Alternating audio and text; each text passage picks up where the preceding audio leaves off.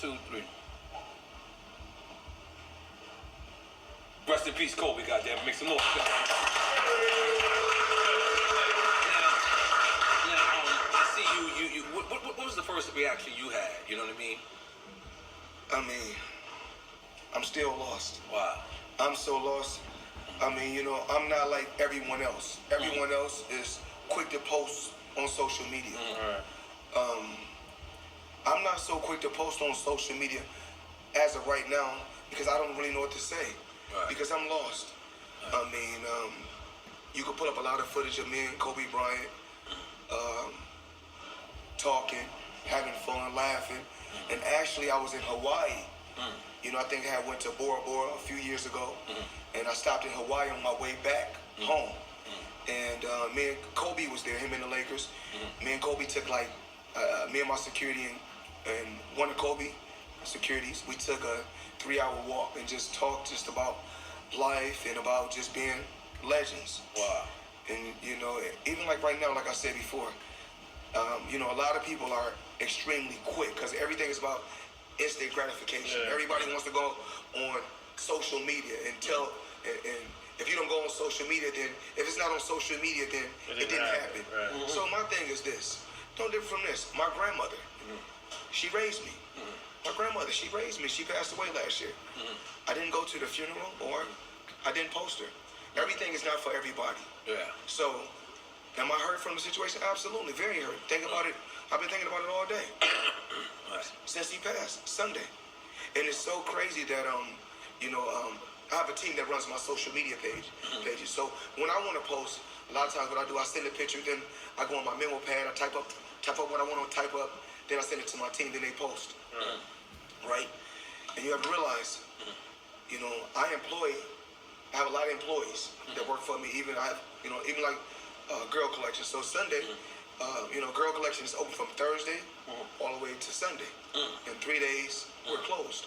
So I heard that when we posted, like, you know, Girl Collection, everybody was going crazy about the Kobe situation. And I'm more like, it's people, you know, I love Kobe Bryant. He was my friend. We talked on the phone about just life in general.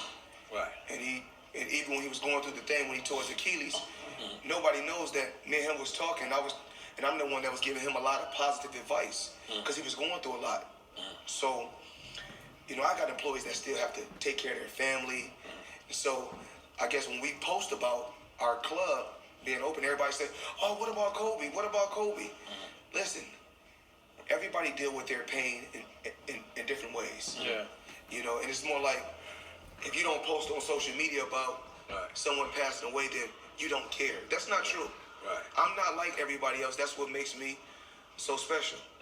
And with the Kobe Bryant situation, that's very, very touchy. So I'm not, when I'm ready to post about Kobe, I will. And if I never post about him, as long as me and Kobe know the personal relationship and bond that we had.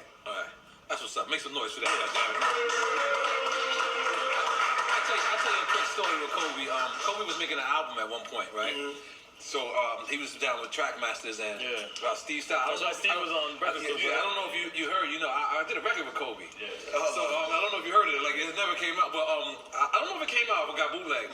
But anyway, I get to the studio with Kobe. So I'm looking, like, he's a poor player. So I'm like, yo, nigga, let me write your rhymes. And he's like, no. I'm Kobe Bryant. I do everything. And I was just like, I just thought that was just amazing. And then years later, I was drunk at Mr. Child's and I challenged him to a game of basketball. And he also looked at me like, you're out of your mind. No, he wasn't. That's just who I am, man. Let's make some noise for Kobe Bryant once again. So, Floyd, like I said, I'm gonna bounce around because I'm really you have a pause. You have a very long career. Like, I've been doing this for 4 years. As you know, I was a hip hop for 4 years. As you know, I was a hip hop star before that. But now I want to be good at my job, so I go and I Google people. Well, let's say you at right now, you know, your podcast is doing amazing. I want to say congratulations. Thank you. You know, but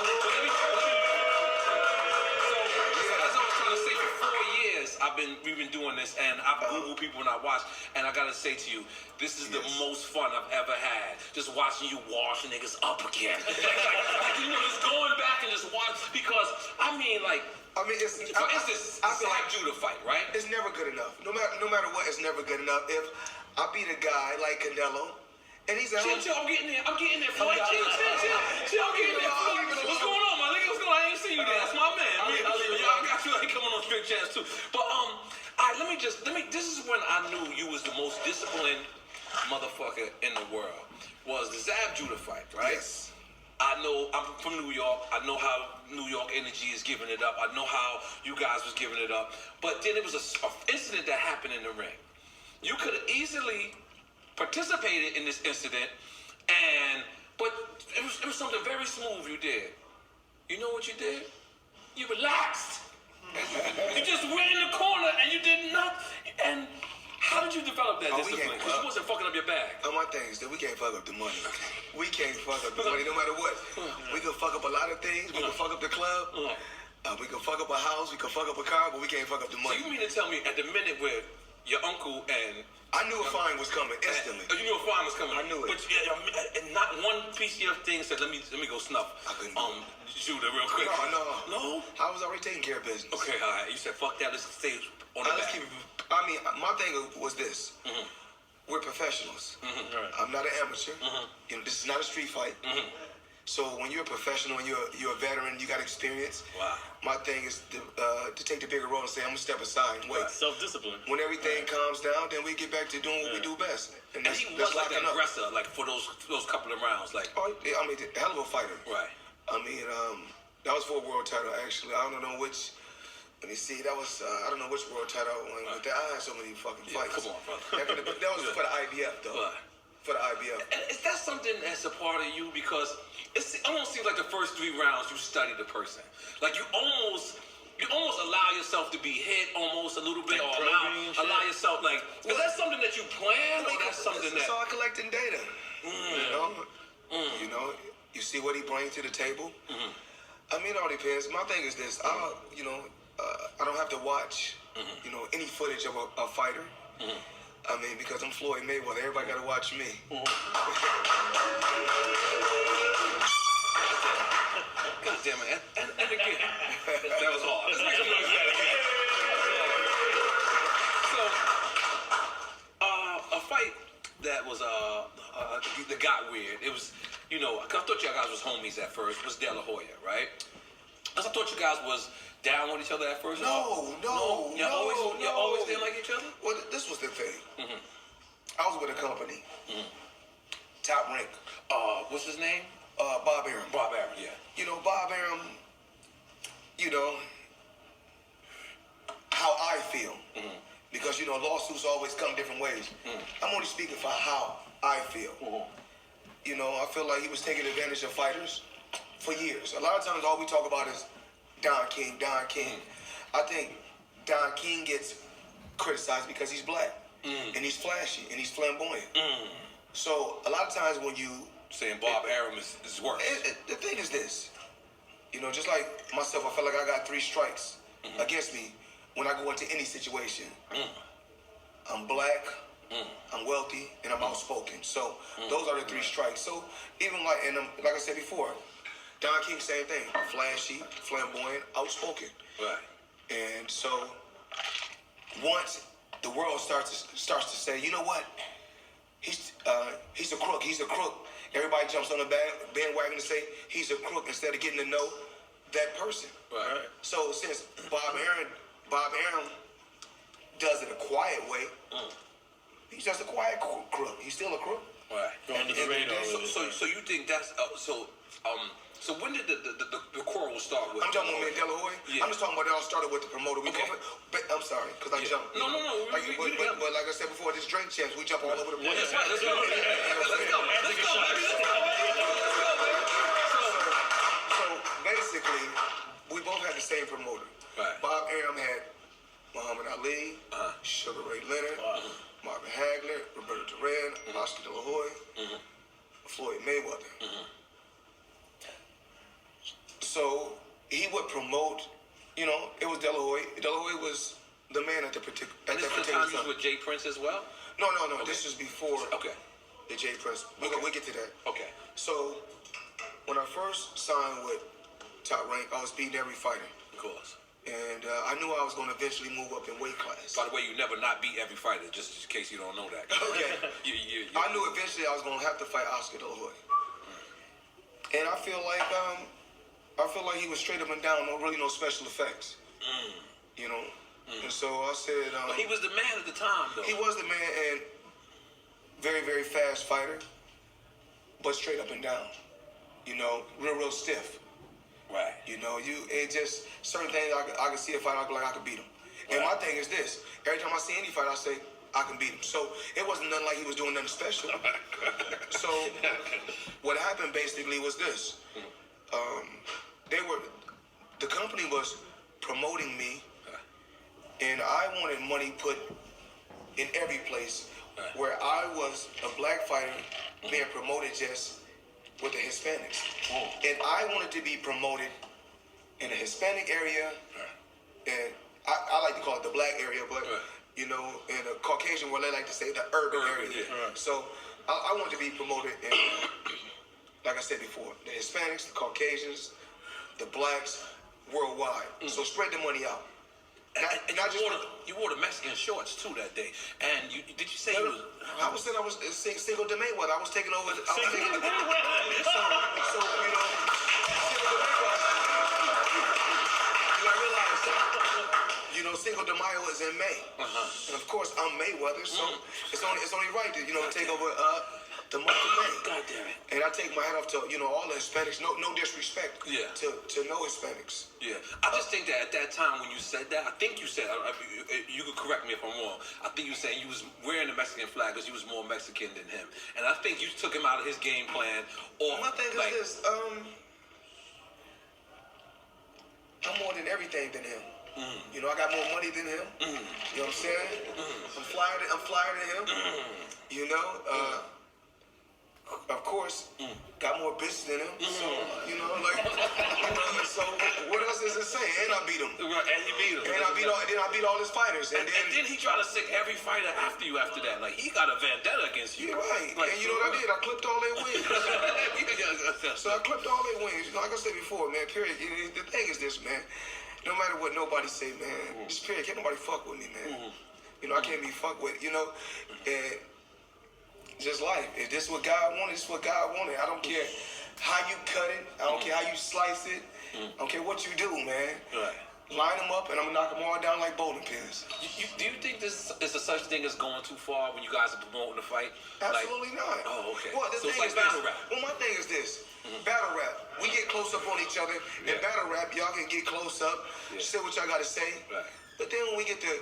We don't gotta touch each other in a disrespectful way because we get paid to do that. Right. Now we fucking up the money. Right. Because every action has a reaction. You may touch me in the wrong way. Now I react. Now we done fucked up all the money. Right. So it was a waste of money to promote this. Right. And now we're not getting the big paydays that we do because we done fucked it up. So my thing is this: I'm not gonna go out there and fuck up the money. I can't do it. You ever took anything personal, like, because I heard, like, you and Andre Berto, like, had a little, like, personal problems, and that's the reason why you took the fight with him in real life, was just to, like, is that true? No, you know what's so crazy? Yeah, because I heard something like that, you know, the birds and shit talk. This is crazy, okay? The thing is this, these guys try to get to me, and they try to say, it's about a female. That's what they try to do. Yeah, it's about a female. That's what I heard about. And so, what I have to say about this is this. I'm a king, okay? I eat a feast. Every time I eat a feast. And when I get up from the table, I don't give a fuck who get the leftovers.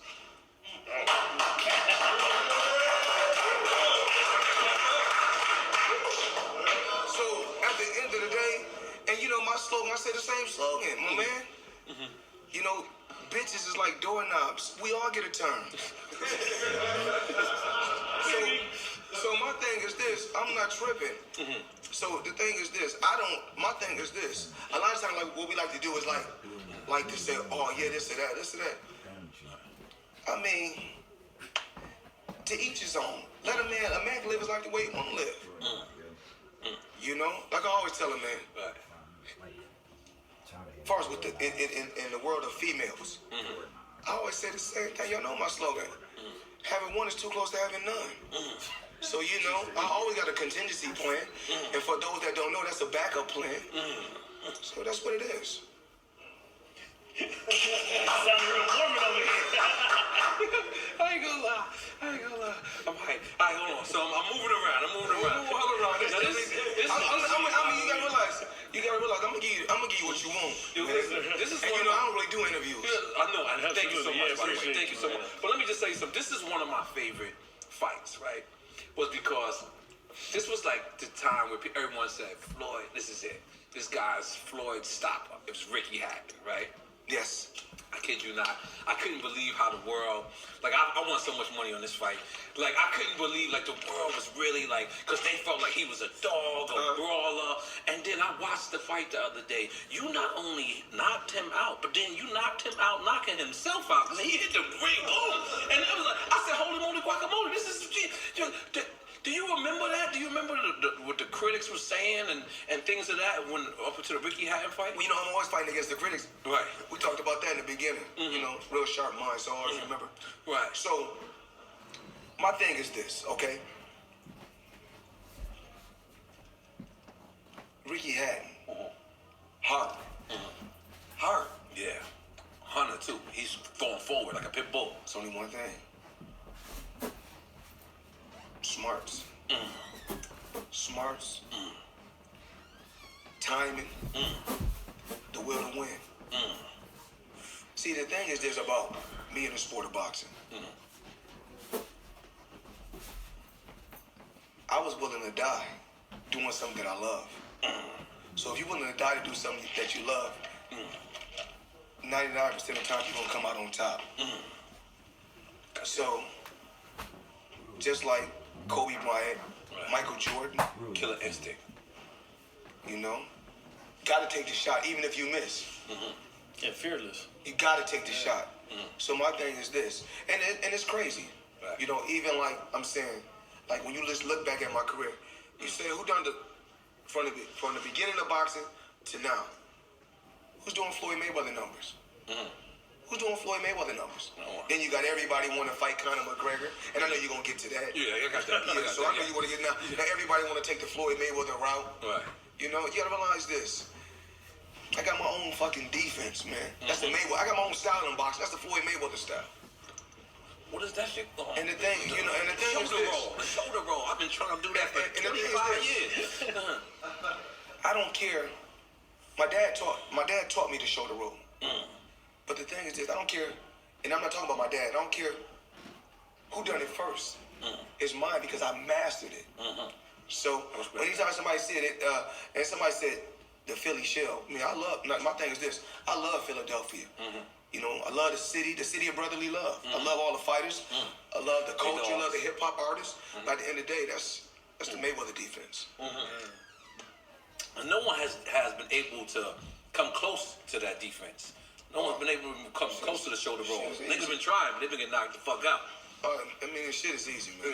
Yeah. But I mean, for you. And let me ask Second nature. Let me ask you something, because I remember at times, I think, well, I forget what fight it was. I got it in the notes, but I think you took like 8 months off. And then you I can do that. Yeah, but how is that? How is ring rust? You don't develop ring rust? Let me see. Is that the one when I took? Is that I got it. I don't know what's the thing. I could have took 8 months off. Okay, yep, it's right here. Until you have ring rust, Marquez. But don't worry. Did Austin say I'm the only fighter in history to beat 16 world champions straight? Goddamn, I don't got that. But listen. Yeah, not 16 world champions. 16. I mean, we're talking about consecutive. Yeah. Okay, I want to make sure. I put that in your notes too. Yeah, I got it. But have you ever, was worried about ring rust? Because, like for artists, right? For artists, if we don't rhyme, if we don't rap for a certain amount of time, sometimes Writer's block. Writer's block. Sometimes you kind of do lose a step or two. So let me get this right, okay? So Marquez, right? Yeah. Is this the same fighter that knocked out? That was when he beat Pacquiao. Okay. You fought him. That's right. This the one knocked out Pacquiao, right? Just the one who laid Pacquiao flat. Oh, man. Yeah, he put Pacquiao to sleep from December to November. Hell of a fighter. Yeah. Hell of a fighter. And I'm not going to sit right here and shit on no fighters, because if I shit on every fighter, then it's basically like I fought a bunch of nobodies. No. They're going to say that regardless. They're going to say, you know what I do? I always big up my enemies. but you know what they say? They say I handpicked them. I can't say that. All I did is like this. You know what it is?